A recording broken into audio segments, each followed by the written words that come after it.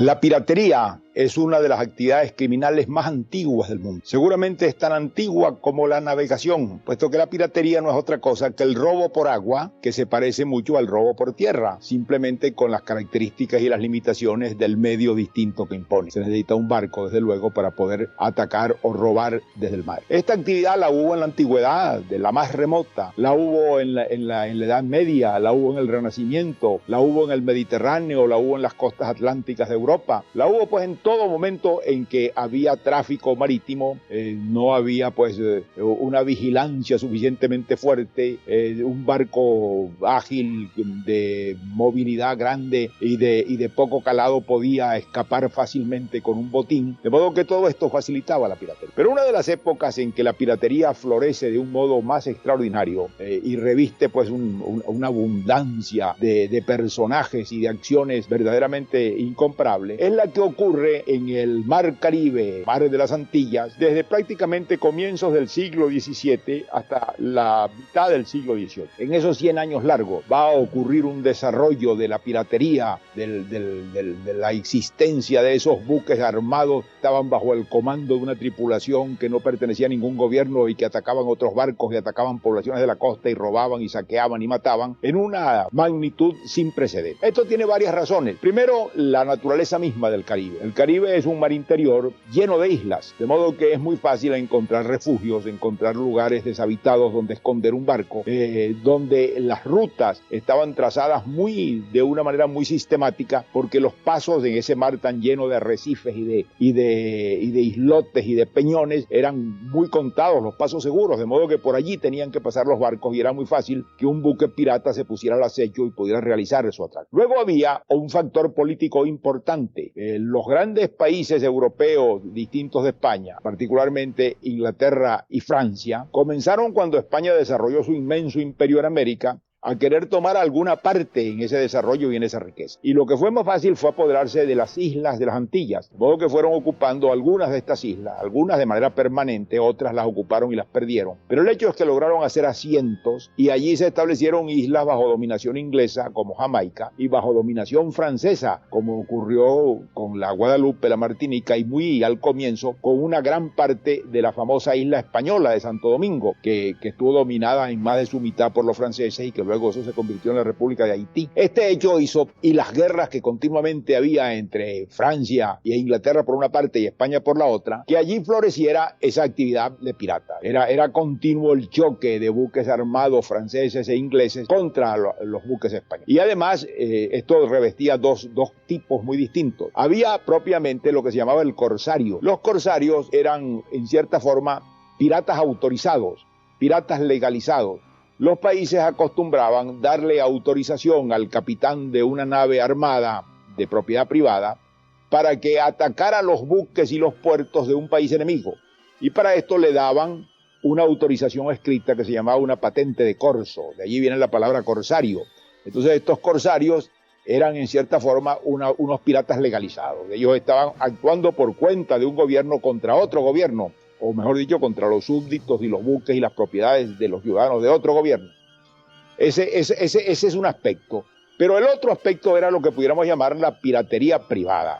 Es decir, los hombres que por espíritu aventurero, por características personales, decidían dedicarse a ese tráfico, a saquear buques, a saquear poblaciones para su propio provecho, sin que estuvieran autorizados en una u otra forma por ningún gobierno. Lo que pasa, claro, era que continuamente corsarios se transformaban en piratas, piratas se transformaban ocasionalmente en corsarios. Cuando venían tiempos de guerra entre Inglaterra y Francia con España, se autorizaba a muchos de estos hombres para ejercer ese tráfico.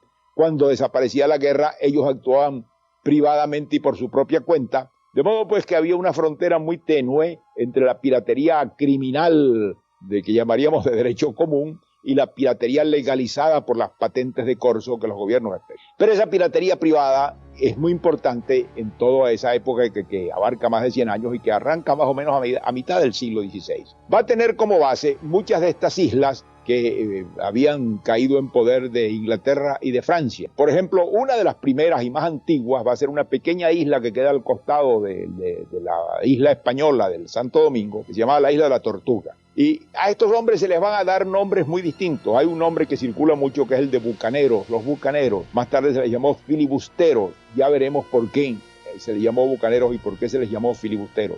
El nombre de filibustero es una adaptación de un nombre inglés, freebooter, que es a su vez una adaptación de un nombre holandés, que quiere decir botín libre, gentes que saqueaban y robaban por su cuenta. Y esto se convirtió en español en filibustero. Pero bucanero era otra cosa. En esa pequeña isla de la Tortuga fueron llegando aventureros franceses en gran cantidad, sobre todo cuando la persecución religiosa contra los protestantes que ocurrió en Francia en el siglo XVII. Muchos de estos hombres se vinieron a América, huyendo de la persecución religiosa, y los que eran jóvenes y con espíritu aventurero se dedicaban pues a buscar riquezas y a ver cómo podían prosperar en aquel nuevo mundo del Caribe y de aquella multitud de islas. Y ahí iban a parar a la Tortuga, que era una isla sin gobierno, donde ellos mismos eran los que establecían ciertas reglas de convivencia o de autoridad. Y vivían de una actividad muy curiosa. En la isla española, en la actual Santo Domingo, los españoles habían traído muy temprano ganados, habían traído toros y vacas y cerdos, y estos animales en gran parte habían regresado al estado salvaje, es decir, se habían huido de las manadas, se habían multiplicado en la soledad y había inmensas manadas salvajes de toros y de cerdos. Y entonces estos hombres que vivían en la isla de la Tortuga iban a la tierra de la isla de Santo Domingo enfrente a cazar, literalmente a cazar los toros salvajes y los cerdos salvajes. Y entonces los salaban y además los sometían a un procedimiento de desecación de la carne por medio del fuego, que era lo que llamaban un bucán. Un bucán era una especie de horno rústico en el cual la carne terminaba secándose y pudiéndose en esta forma conservar por mucho tiempo. Y de allí viene el nombre de bucanero, que no tenía nada que ver al comienzo con los piratas.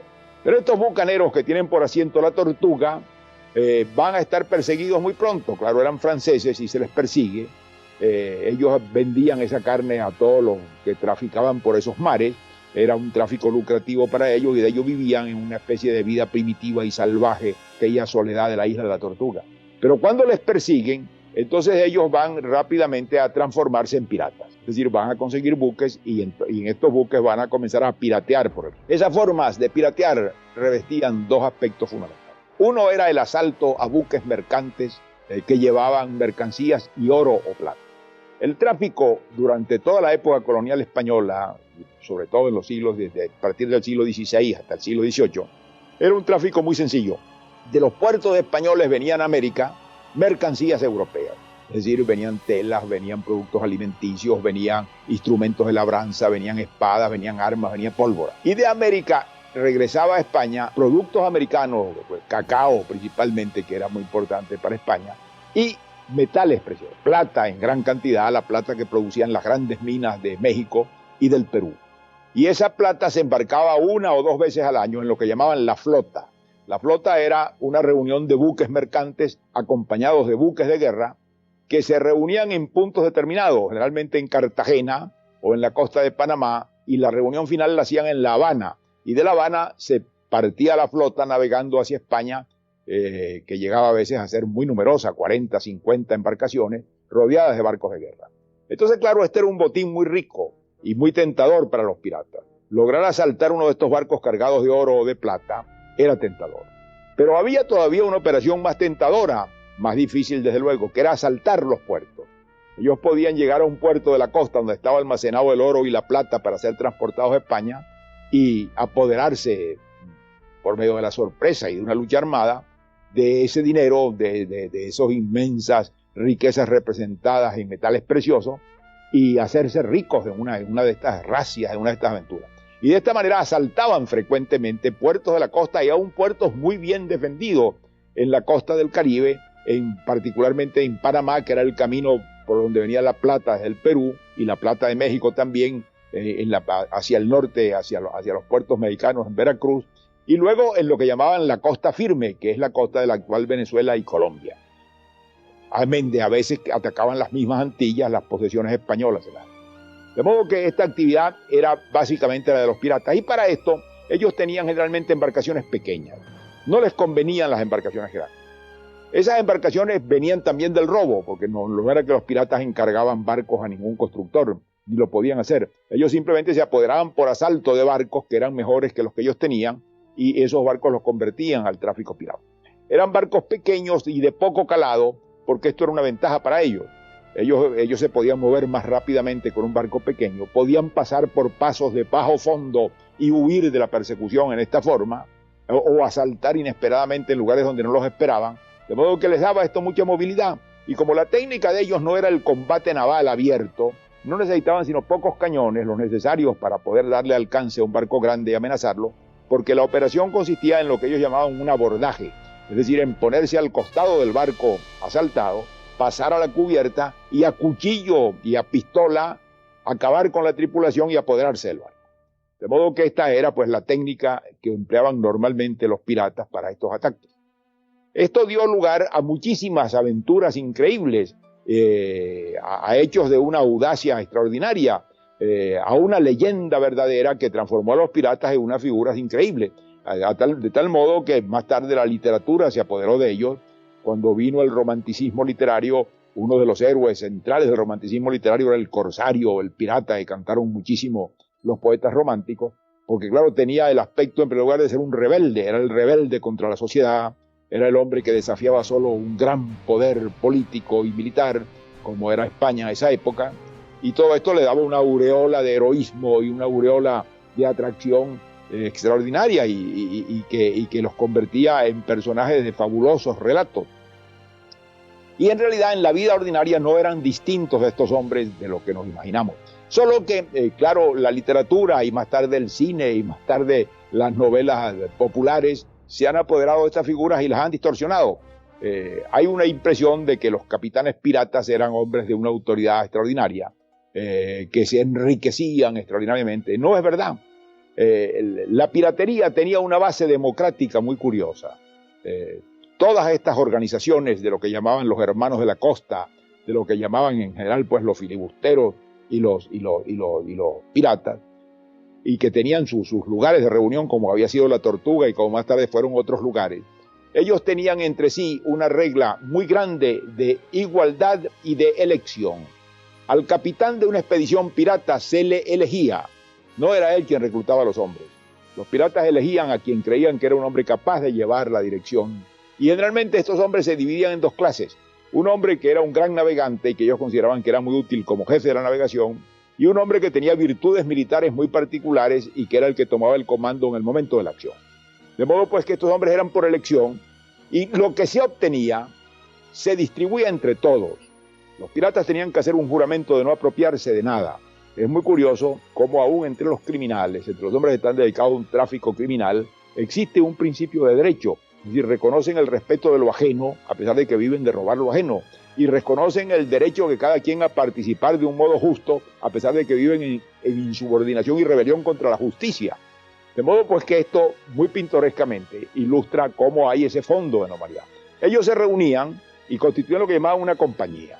Esa compañía eran hombres dispuestos a ir a la lucha del mar. Para eso necesitaban muy poca cosa, necesitaban experiencia y valor, porque todo el equipo de un pirata consistía en una pistola, que la aportaba él mismo, no se la daban, y en un arma que era una especie de machete o de espada corta y ancha, que le servía para los asaltos de los abordajes y para la lucha cuerpo a cuerpo. De modo que con ese equipo, que era todo el que tenían ellos, más algunos pequeños cañones que llevaban en la embarcación, era todo cuanto necesitaban. A veces, como no tenían pabellón porque actuaban por su cuenta, enarbolaban una bandera negra con un cráneo y dos tibias, que se ha convertido pues en las películas de aventuras en la señal de la bandera de los piratas. Otras veces simplemente ponían una falsa bandera de un país para engañar a la presa y poderse acercar. Pero esta compañía de piratas reunidos entonces hacían un contrato y prestaban un juramento, por el cual cada uno se comprometía a respetar a los otros, a someterse a las ordenanzas del grupo, a observar escrupulosamente los principios que los gobernaban, y todos ellos reunidos elegían a su capitán. Y lo podían destituir si el capitán no daba resultados, si el capitán cometía arbitrariedades, lo destituían. Y cuando alguno faltaba a las reglas internas, se nombraba una especie de jurado de 3 expertos piratas que lo juzgaban y lo condenaban. Y las condenas eran muy duras, lo podían condenar a muerte y lo mataban si había cometido faltas contra el reglamento de los piratas. O le podían someter a otra pena que consistía en abandonarlo en una isla desierta, con una pistola, con una carga y un sable, y que allí viera si podía sobrevivir o perecería. De modo pues que eran castigos sumamente crueles. Luego estos piratas se repartían el botín de una manera establecida en una especie de tarifa. A cada uno de los piratas le tocaba una parte igual. Y al capitán y al contramaestre le tocaban a cada uno 2 partes. Y el hecho de ocultar una parte del botín o de apropiarse de él constituía un delito castigado con pena de muerte. De modo que había un sistema democrático muy curioso, un sistema de igualdad y un sistema de respeto de los derechos de todos los participantes, que uno no asocia muy claramente con un oficio criminal tan aventurado como aquel, entregado por entero a la violencia, y que sin embargo revela cómo en el fondo de todos los seres humanos hay una tendencia al derecho, hay una tendencia a la ley, hay una tendencia a la equidad y a la justicia. Estos piratas atacaban muchas veces ciudades de la costa. Hubo ataques muy importantes, por ejemplo, la ciudad de Panamá fue tomada, saqueada y quemada por los piratas. Hay que darse cuenta que había que atravesar el istmo, y todo esto se hizo en tiempo de los piratas por uno de los más famosos, que fue el famoso Henry Morgan, de quien ya vamos a hablar con más detalle. Fue un famoso pirata francés que se llamaba el Olonés, porque era de una ciudad de Francia que se llama Sable d'Olonne. Y este Olonés, que era un pirata muy avesado, vino con un grupo que generalmente para asaltar a Maracaibo se reunían en Aruba, y de allí de Aruba venía entonces la flotilla organizada, conseguían un práctico para atravesar la barra, asaltaban el pequeño castillo de la barra y penetraban en el lago. Y al penetrar en el lago, tomaban la ciudad, cosa que no era difícil. Maracaibo en esa época no era una ciudad rica, pero claro, siempre había algún dinero, la gente guardaba algunos pequeños cantidades de metales preciosos, y esto era el objeto de la piratería. Y entonces cuando el Olonés toma a Maracaibo, encuentra que en Maracaibo no había mucho dinero porque la gente ya venía alertada de cuando él atacó el fuerte de la barra, y se habían ido para una ciudad que quedaba en el fondo del lago que se llamaba Gibraltar. Entonces allí se dirigen, toman a Gibraltar después de una lucha grande, recogen a los vecinos, los amenazan de muerte, les establecen un rescate muy alto que reciben y regresan después de permanecer 2 o 3 semanas, en la cual destruyeron a Gibraltar y lo quemaron enteramente, y lo mismo en gran parte hicieron con Maracaibo. Pero esta no fue la única vez que Maracaibo cayó en manos de los piratas en el siglo XVII. El año de 1669, uno de los más famosos filibusteros y piratas de esa época era el inglés Henry Morgan. Este Henry Morgan merece que se le recuerde un poco porque fue un pirata de una estatura bastante excepcional. No solamente fue un pirata muy famoso que cometió hazañas dentro de su mundo de aventura extraordinaria, tomó a Panamá, atacó a Cartagena, tomó varias ciudades de la costa del Caribe y por último tomó a Maracaibo. Para la toma de Maracaibo el año de 1669 él repitió exactamente la misma hazaña que había hecho el Olonés.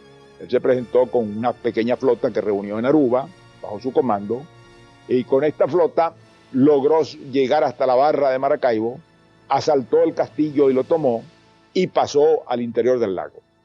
Y tomó a Maracaibo, desde luego, que una vez tomado el castillo era muy fácil. Y allí repitió la hazaña del Olonés porque él llevaba incluso algunos hombres que habían participado en la aventura del Olonés. Está dentro del lago de Maracaibo en total como casi un mes. Entonces se dirige nuevamente a Gibraltar, que lo habían reconstruido mal que bien desde la toma del Olonés, y allí repite la misma hazaña. Es decir, asesina a algunos cuantos, manda expediciones al interior. Hay un momento en que piensa llegar hasta Mérida para saquear y quemar a Mérida. No lo hace porque los demás lo dicen. Pero allí logra reunir un botín. Uno no sabe a cuánto llegaba este botín. Hay un hombre muy curioso que acompañó a muchos de estos piratas y particularmente al Olonés y a Morgan en sus expediciones, que era un holandés llamado Exmelling, Alejandro Exmelling. Él decía que era médico y en esa condición más o menos andaba con los piratas. En realidad era más pirata que médico. Y más tarde escribió un libro famoso que es uno de los documentos más extraordinarios sobre la piratería en las Antillas en esa época, que es un libro sobre los piratas y los filibusteros de las Antillas, donde él cuenta toda la vida de estos hombres y las cosas que hicieron y los asaltos con gran cantidad de detalles muy importantes. Y es por eso que sabemos cómo fue el asalto de Maracaibo, porque él acompañó a Morgan, y la nueva destrucción de Gibraltar. Y allí él habla de sumas sumamente altas, habla de cantidades de 100.000, 80.000 ducados, que era una suma de dinero muy alta en aquella época, y que uno duda que aquellos vecinos del lago de Maracaibo, que en general no eran ricos y donde no había minas importantes, pudieran tener esa cantidad. Pero en fin, ellos llevaban la impresión de que habían obtenido un gran botín. Y allí pasó un hecho muy curioso. Cuando termina la razzia que hace Morgan y va a regresar, una flota de 3 barcos de guerra españoles se ponen en la boca de la barra y embotellan a Morgan. Sin embargo, Morgan logra escapar por su audacia y valiéndose de engaños. Y por último, organiza con 2 de sus barcos lo que llamaban un brulote, es decir, mete materia combustible y brea adentro, que todavía en esa época había en Maracaibo abundancia de brea, es decir, del petróleo.